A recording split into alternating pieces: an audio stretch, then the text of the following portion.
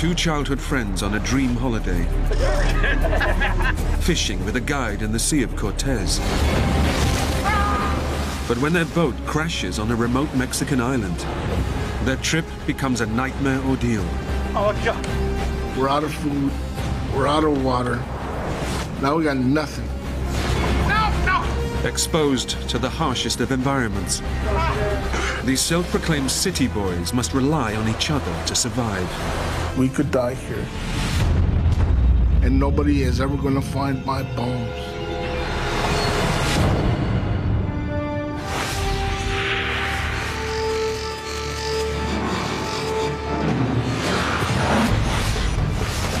Jump!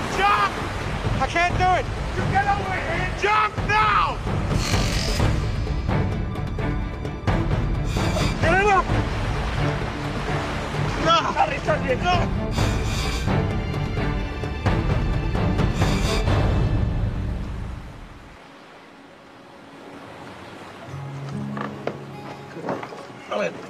Come on, let's go.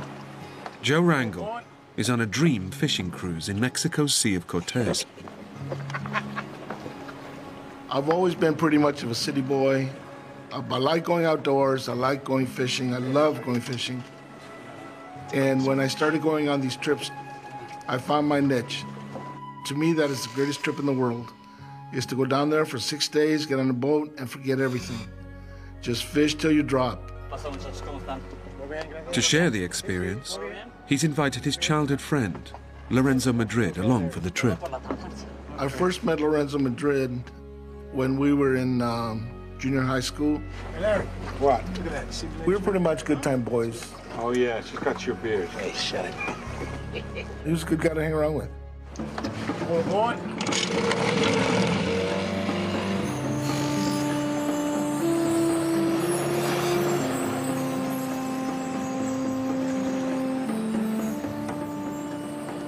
The men are based on a tour ship anchored off Guardian Angel Island, 20 miles from the Mexican coast.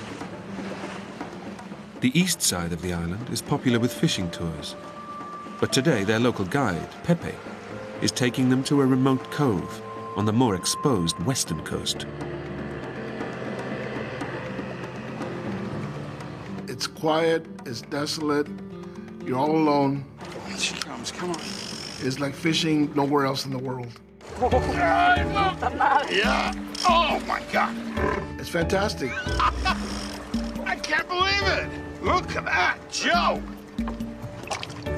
Try another lure. Get out of here. You think I don't know what I'm doing? Well, how many have you caught today? Nothing.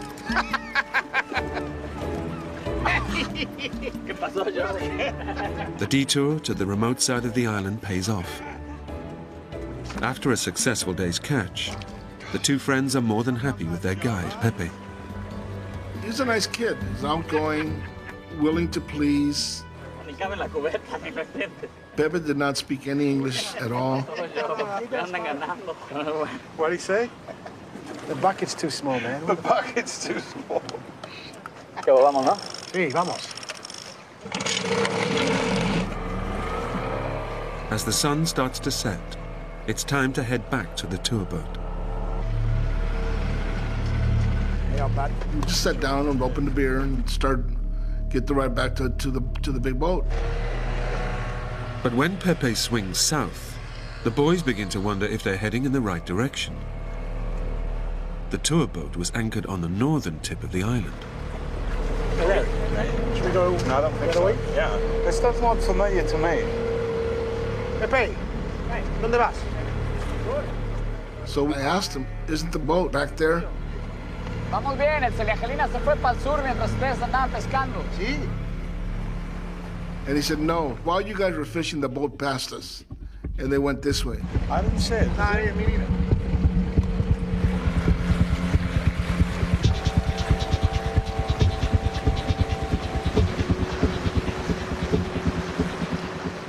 We figured he's a professional, he knows what he's doing, he knows where he's at. And we left it at that.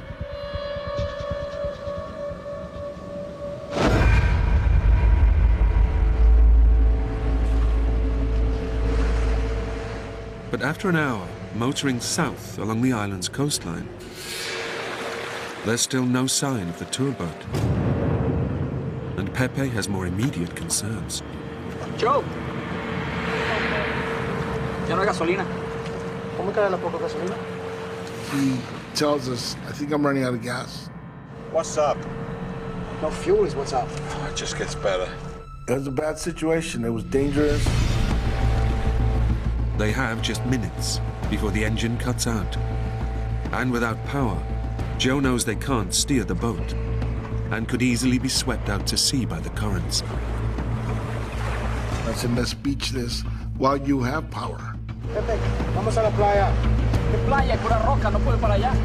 Their only hope is to make it to land. But the island's coastline is a fortress of jagged rocks and sheer cliff faces. He said, there's no beaches. This whole island is rocks.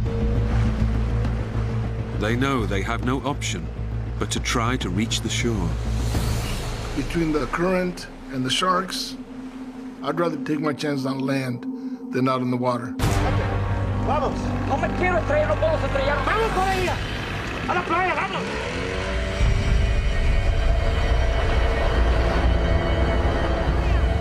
The only thing you can see is the white of the pounding water on the rocks. We were scared. Their only way to reach land is to power the boat directly into the raging surf. But just as it seems they'll make it safely,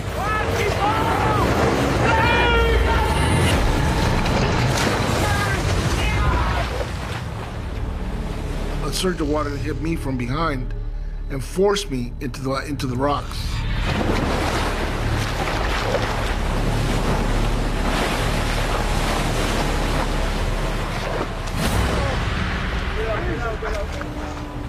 the men make it to shore. But they're now stranded on the island, with no way of calling for rescue. Larry! Hold on there. You're totally soaked, the wind is blowing, and we started shivering down to the bone. The men search for driftwood and build a fire, using up their last few drops of fuel to get it going.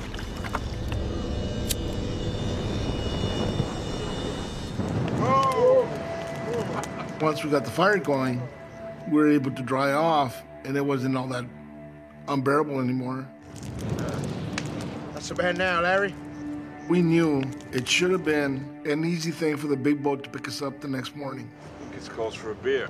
The men resign themselves to a night out in the open, believing their stay on the island will be a short one. Boat will pick us up in the morning. We out.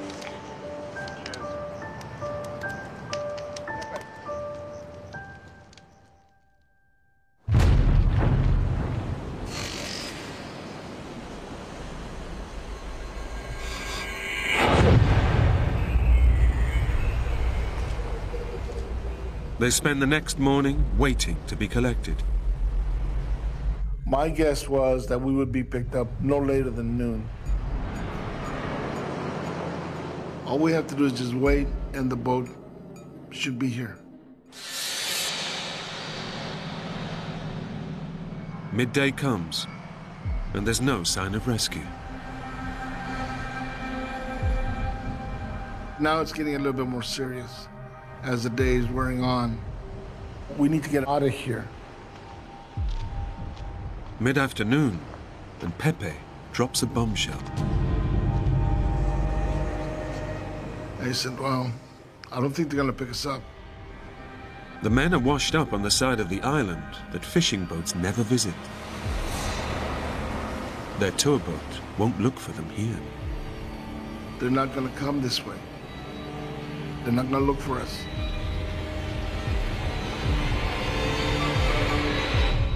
It's like somebody just pulled the bottom out from under you.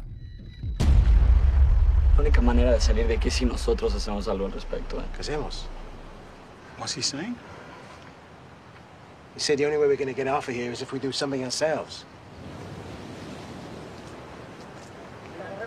Pepe comes up with an audacious plan to get them back to the mainland.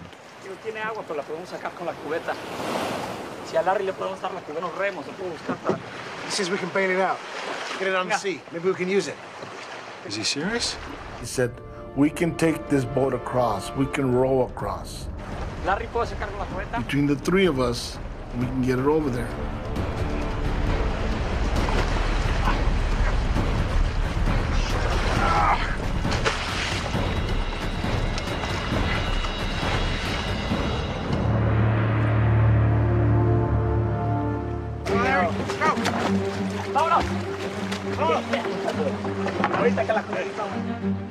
With no fuel for the boat's engine, they'll have to row to the mainland. But it's a 20-mile journey across open seas.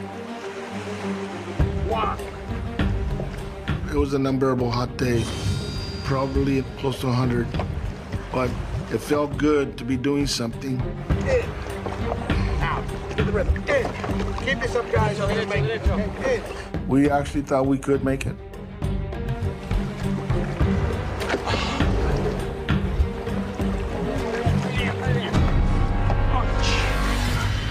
For 2 punishing hours, the men row in the intense heat, their hands torn by the rough driftwood paddles.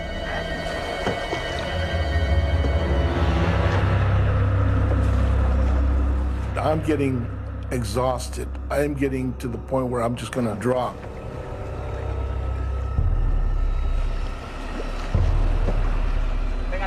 As the sun dips towards the horizon, the men's stubborn determination finally pays off. ¿Qué es eso? Mira, para allá, barcos. ¡Hay barcos! Aquí! You can see people on boats.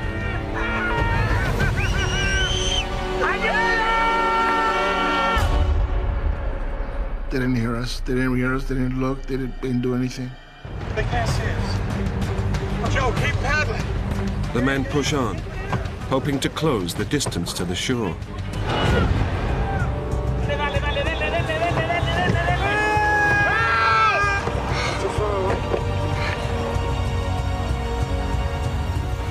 They make progress for another hour. But from nowhere,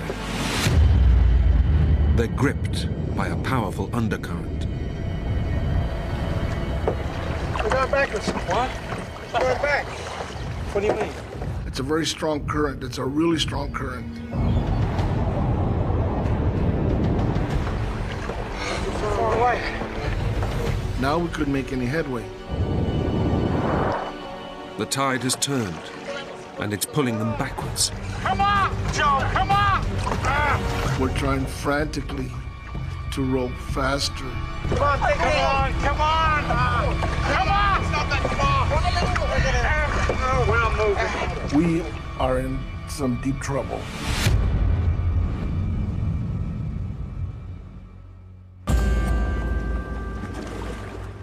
As night falls, the men give in to their exhaustion.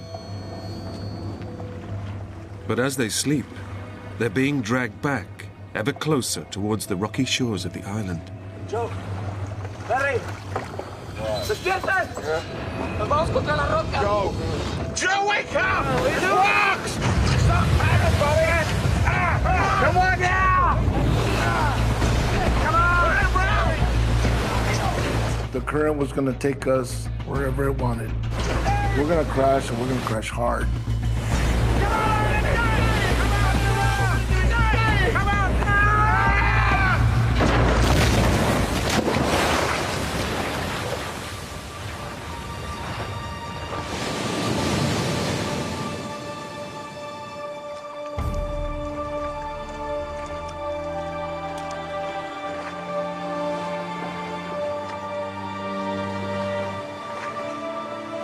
Joe and Pepe make it safely to shore. But Lorenzo is thrown violently onto the rocks, severely spraining both of his ankles. The 3 men's attempt to escape the island has failed, and their boat is now completely wrecked. We didn't talk much that night. Lorenzo and I were pretty down in the dumps. We were depressed. 400 miles away, in California, Joe's wife receives a phone call. That was when I learned that they were missing. I just was gone. I can't even describe it. It was like, you know, my feet were kicked out from me.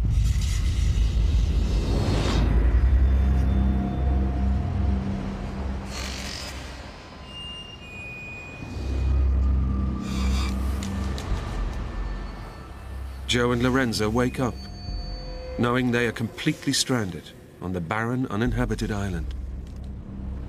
There was nothing there, nothing that could give you shade. There was just nothing. Their only hope now is to be found by a search party. But they are in no physical condition for a prolonged wait.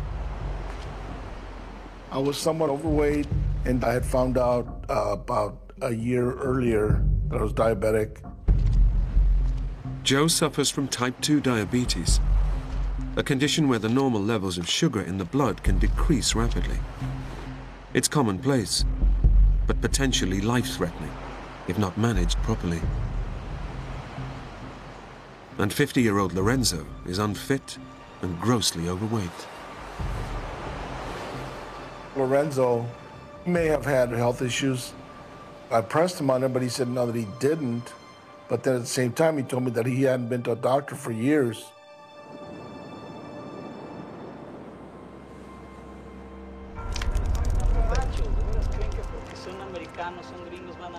As they face a third night out in the open, Pepe again insists that help is not coming. He just kept saying that the only way that we're getting out of here is if we get ourselves out of here. He says they ain't coming. And as the night wears on, Joe and Lorenzo finally accept they are now totally on their own. I felt that the world had abandoned us.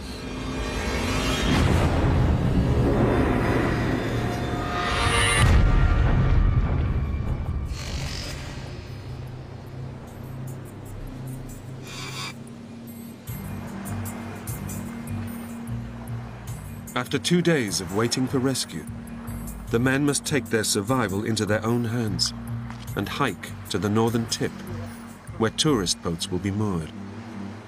But it's a daunting journey. This island's 20 by 40 miles. It's uninhabited. There's nobody there. Pepe told us that there probably is commercial fishermen or the tail end of the tourist boats at the northern end of the island. And if we get there, we will be picked up. But the men have no idea how far down the coast they are. And they could face a 40-mile hike along the entire length of the island. The coast, as I saw, was the only logical choice. Nobody is going to go inland to look for us.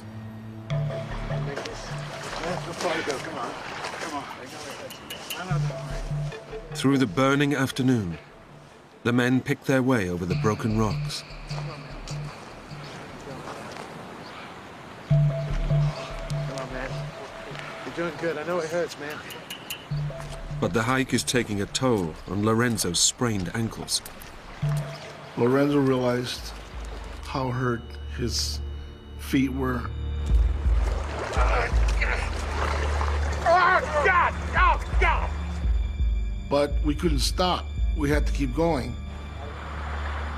Since morning, they've shared some of their meager supplies, dried fruit and a few sips of their remaining water. The lack of food is causing Joe's blood sugar level to plummet, bringing on the first symptoms of diabetes. Clumsiness, trembling, and a feeling of extreme weakness. I'm tired, I'm hungry, I'm thirsty. Come on, man. We can make this. Come on. Okay. Keep going. Okay. The men press on, but after just 3 miles, their plan hits trouble.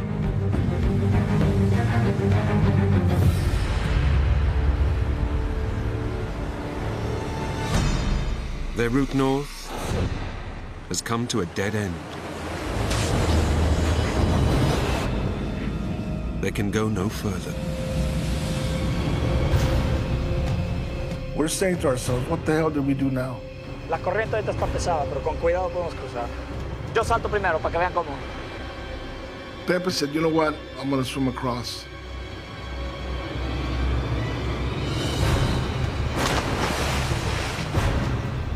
Between the current and rocks, I didn't think he had much of a chance to make it. The men know that beneath the surface, powerful currents are ripping through this ocean inlet. But Pepe makes it across.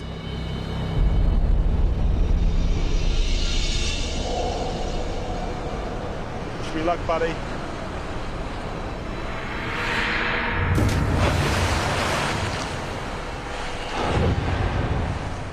But seriously overweight Lorenzo has 2 sprained ankles and quickly starts to struggle. It's a really strong current. The water surge got him and started taking him under.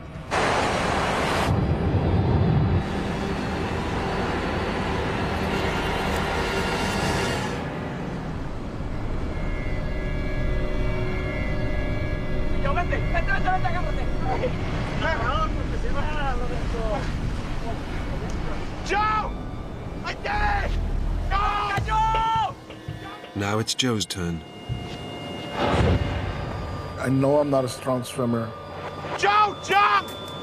But he's paralyzed with fear. Joey! The hell with it. I'm not doing this.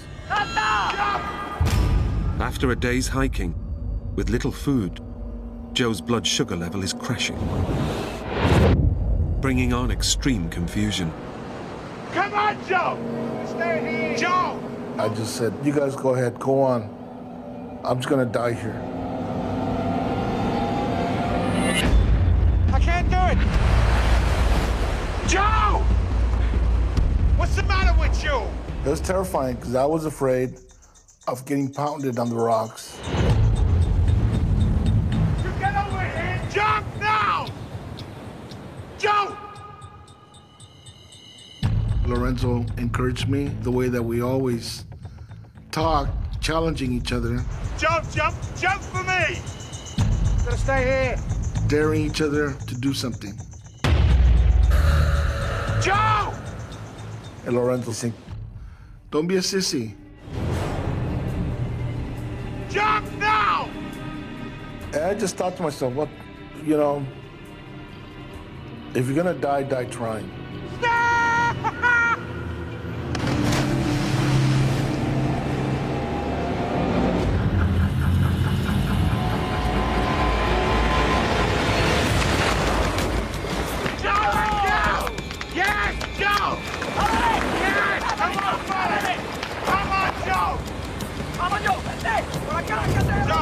Come on, buddy. Joe! I was a sissy for nothing.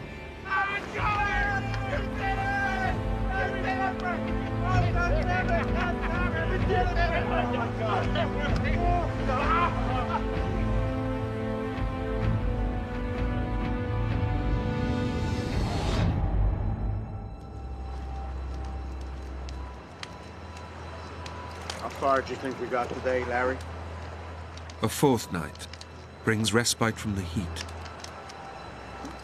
But now totally out of food, and having finished their last bottle of water, the situation is becoming desperate.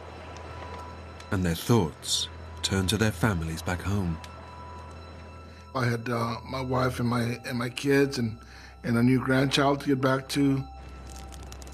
Lorenzo had his wife, his dad, his sisters. In California, Joe's wife is already beginning to fear the worst.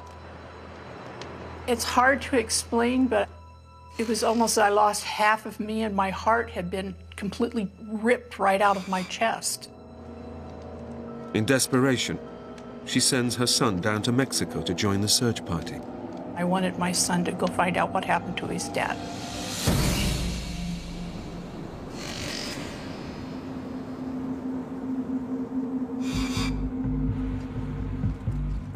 As yet another day dawns, the men face the blistering heat with no water. Only fishing boats to the north can save them. We have to do whatever it takes to get to the northern end of the island. But they have no idea how much more of the coast they must navigate to get there. And Lorenzo is finding the pain of his sprained ankles unbearable.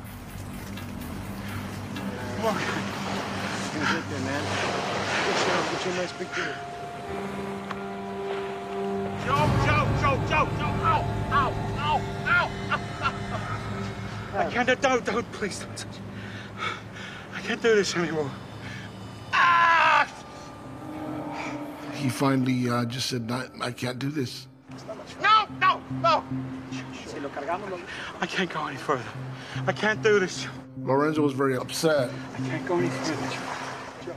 He felt that he let us down. Joe, lo tenemos que cargar. Si nos quedamos aquí, nos morimos. Momento. We realized that Lorenzo's mobility is pretty much down to zero. But we somehow needed to keep moving. I can't walk. We'll get you out of here. Joe knows they must find a way to transport crippled Lorenzo. But all they have to work with is the junk washed up on the shore. Pepe! Voy a hacer una lanza! Esta vez!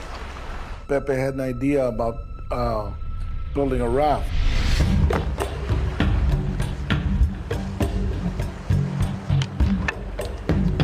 He said, we'll be able to float Lorenzo through the water. We found some floats from old fishing nets. Duro, Joe. Más apretado. Ya. Duro. Vale. It's ready, Larry? Hey! Larry! Ready? Yes, sir. We wanted him to not have to put any pressure on his feet, and it worked. Come on, guys, we can do this. Try to put your weight over too high. Okay, I got it. Lorenzo didn't say anything, but I know in his heart that he was grateful.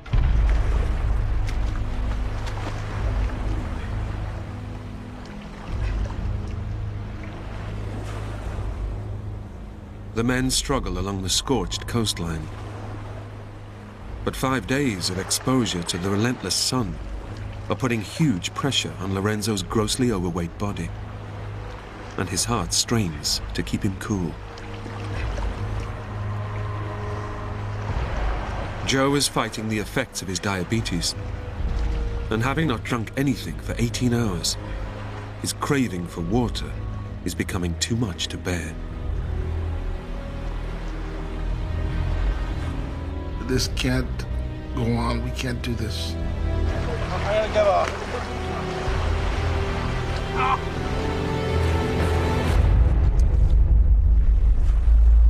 In desperation, Pepe returns to the trash washed up on the shoreline.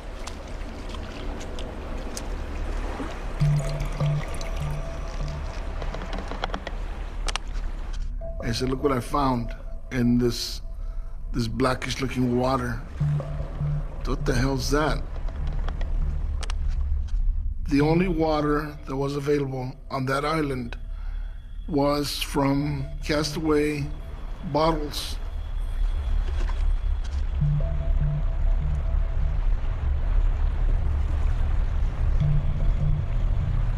Once you get thirsty enough, it didn't matter that that water stunk. It still tasted good. It was water. But in these extreme conditions, a few mouthfuls a day is barely enough to keep them alive. Without enough fluid, their bodies are at serious risk of overheating.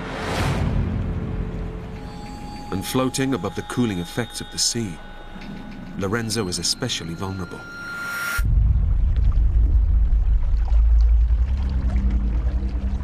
After another whole day, battling through the water, there's still no sign of the fishing boats that will end their ordeal.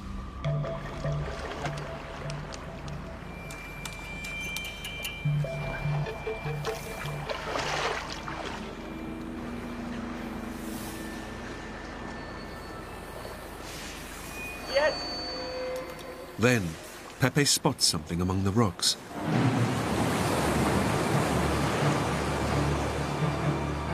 This could be the sign of life they've been looking for. The first thing that went through my mind was, I'm out of here. But then I see my tackle box from the first day. The men realize it's their own fishing tackle. They're back at the camp where they first beached 4 days ago.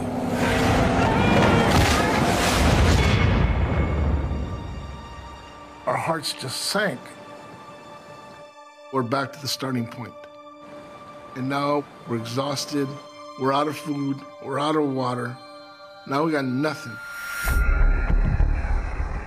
As the day turns into yet another night, Lorenzo's morale plunges even further.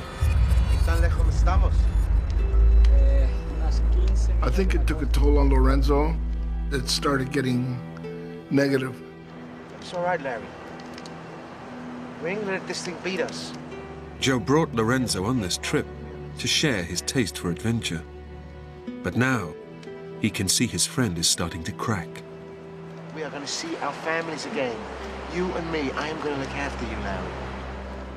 And I told Lorenzo, we're not dying here. We're getting out of this. We're going home. It's just time. Just hang in there.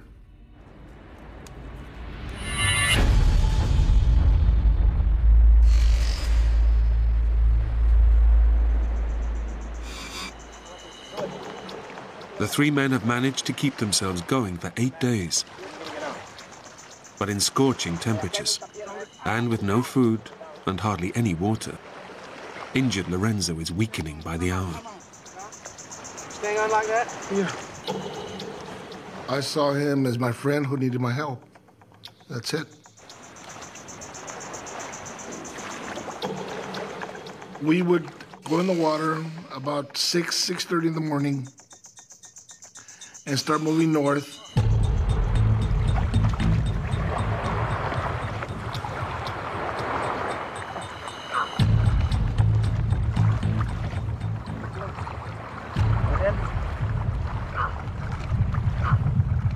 It was very slow progress. Sometimes we wouldn't go more than a mile or two in a day.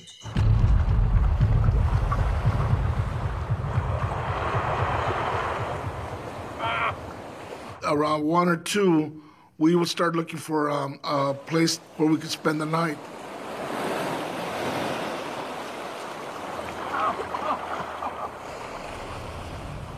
It's an excruciating routine, made even harder by the fact that their scavenged water supply is running out.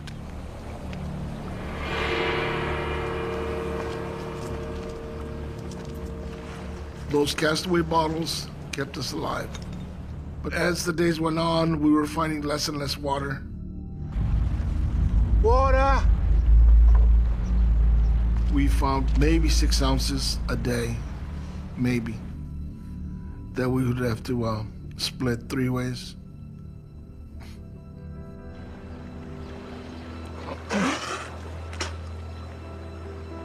So, When their precious few drops of water finally run out, they know they won't survive in this heat for much longer. Their hike north is now a race against time. I never really thought survival was as difficult as it is.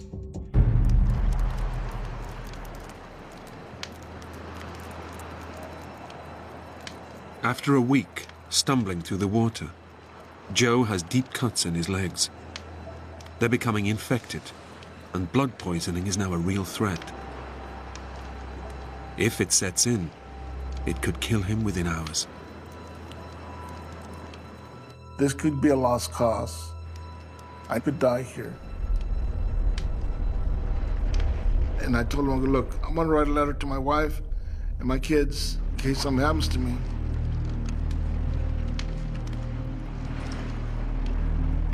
I love you all. Don't blame anybody of what happened to me. I put myself in the situation and I died here, but it's just something that happened. Joe asks Lorenzo if he too wants to write a message to his loved ones. Hey, Larry. No. I don't want to do that right now.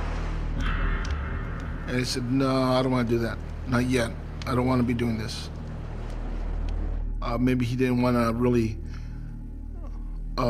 face a situation we're in or what the outcome might be.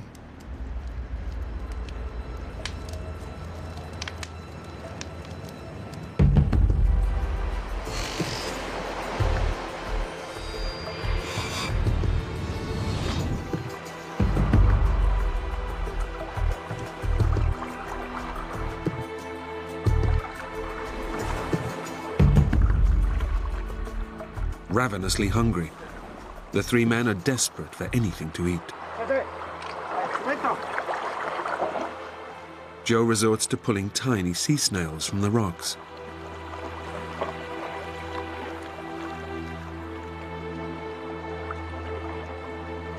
Pepe. I gave one to Lorenzo. I go, here, eat it. And he looked at it and said, I'm not going to eat that.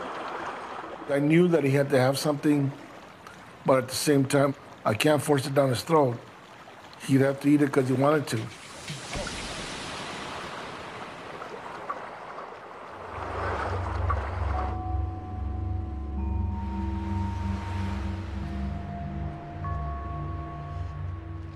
When the sun is gone, the temperature plummets.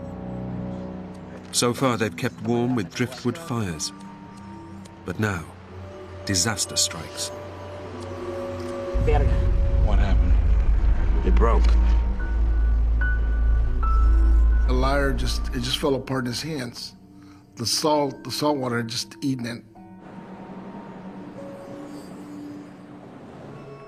From now on, the men have only each other to keep warm.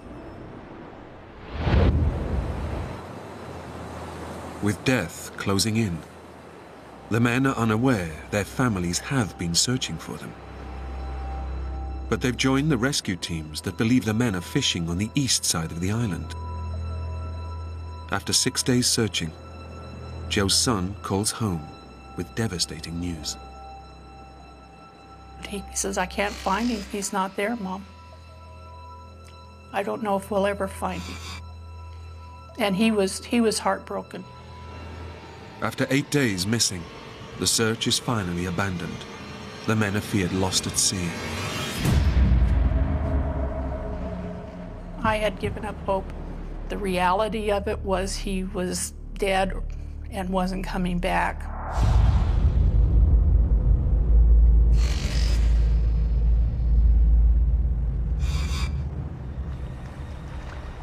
The men struggle on northwards. But still, there's no sign of any fishing boats.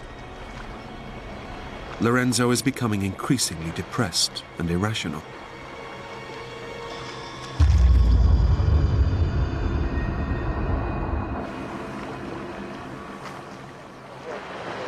Stop. We gotta go back. I lost my glasses. We gotta go back. I want my glasses. Things are gonna be okay. He just totally panicked. He lost it. They're my glasses. I need my glasses. You got me. I need my glasses. I need my glasses. I'm trying to convince him, okay, look, now I'll be your eyes. But there's no consoling him. For him, it was the end of the world. Can't go by the last. What? Lorenzo was starting to lose touch with reality.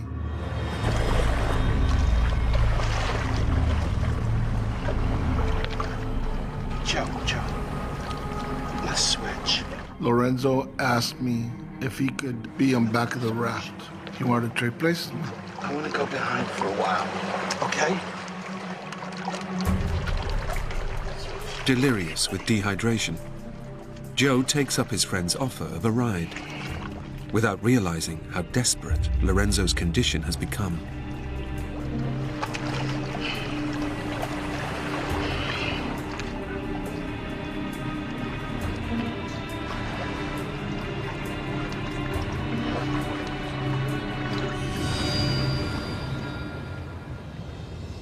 I heard a gurgling noise behind me. Larry! Larry! And I turned around, Larry! and his head is underwater. Larry! Get down! Larry! I told Pepe, he's in trouble. We must get him out of the water. Ayúdame, Joe. Joe, ayúdame. Joe, agárrale los brazos. Larry! Larry! Get him up!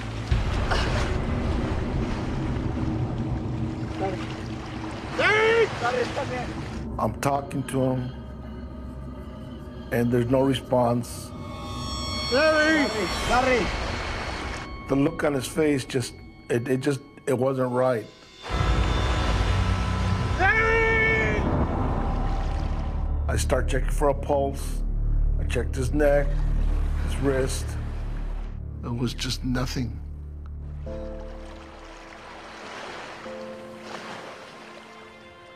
After 12 days, battling to stay alive, Lorenzo has finally succumbed. I told Pepe he's dead. He passed away.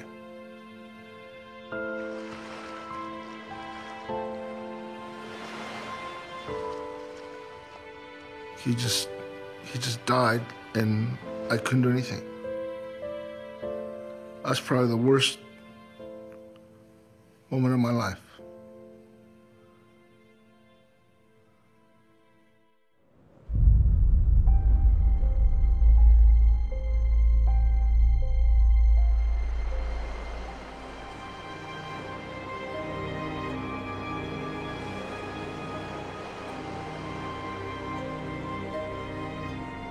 At first, I was angry that he abandoned me. We should be seeing this through the end. But then I realized it was a big ordeal for him. And his body just gave out.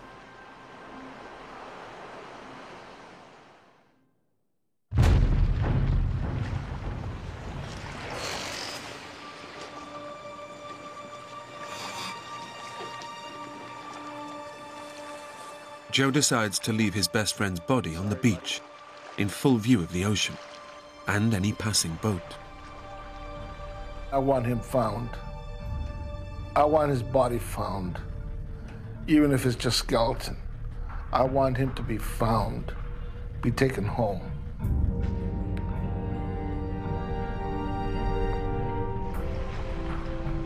I'm gonna come back for you. I said my goodbyes to him, and I told him that I have to leave. It broke my heart.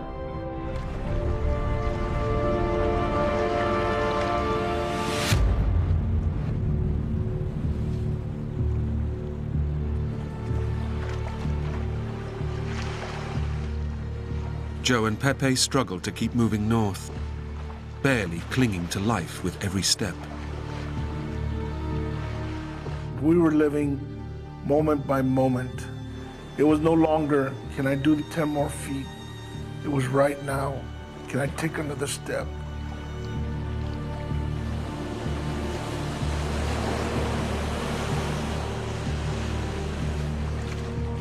Battling his diabetes, it's a miracle that Joe has survived 13 days without food or proper water. But now he fears the end is near, and he faces an agonizing, anonymous death. If I die, nobody is ever going to find my bones. I was at rock bottom.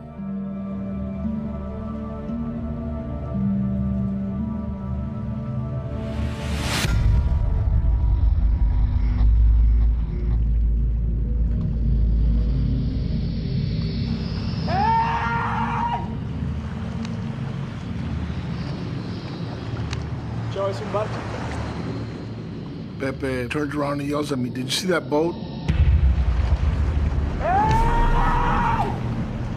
He was very excited.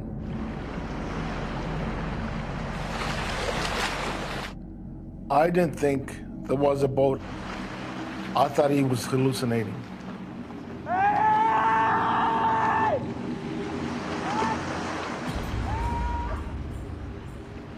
All of a sudden, I'm alone.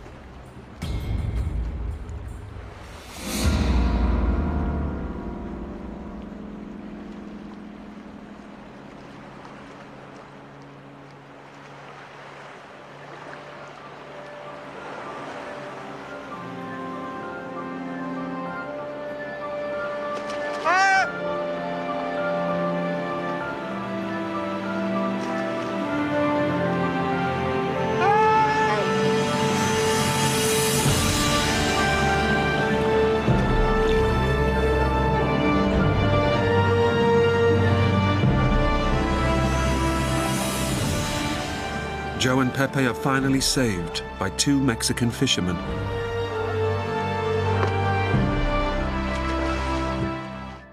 It was exhilarating to see this boat. Thank God this is over. I was relieved, like a big burden had been lifted off my shoulder. That afternoon, Joe's wife, Margaret, gets a call from her son. He says, "They found Dad. He walked out this morning. The fisherman picked him up. He's okay." I mean, I was elated, but at the same time, I just knew that there was more wrong. He told me that Lorenzo has passed away. And I says, "Oh my God." Seeing my wife, my son, my daughter, all of them, it was great. I just felt bad that Lorenzo wasn't there to share it. Lorenzo's body was recovered and taken back to his wife and family in the US. If Lorenzo had gone one more day, he would have been with us. He'd be here now.